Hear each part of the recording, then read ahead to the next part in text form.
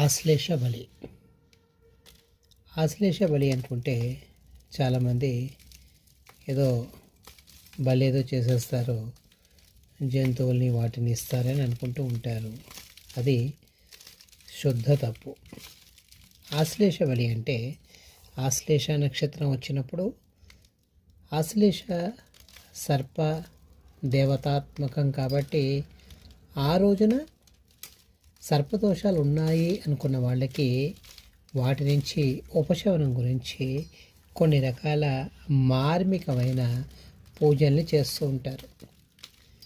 సాధారణంగా రాహుకేతువులు అంటే ఈ విధంగా జంట సర్పాలను చూపిస్తూ ఉంటారు మన పెద్దవాళ్ళందరూ.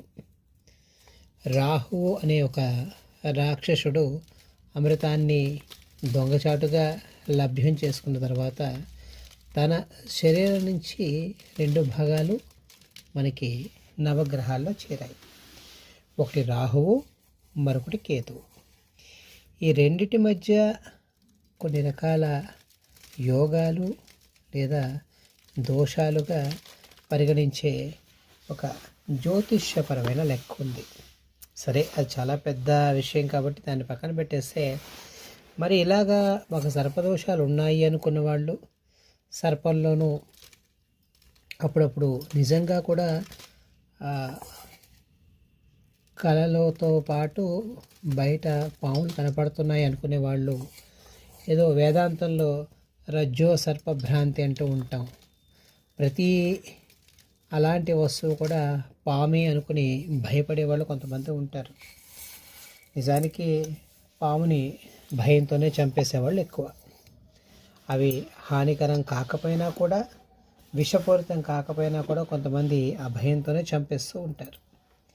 అలాంటి వాటిని చంపిన తర్వాత ఏ జీవినైనా మనకి చంపే అర్హత లేదు కాబట్టి, తిరిగి జీవాన్ని పోసే శక్తి లేని వాళ్ళం కాబట్టి దాని తాలూకా కర్మని మనం కూడా అనుభవించాల్సి వస్తుంది.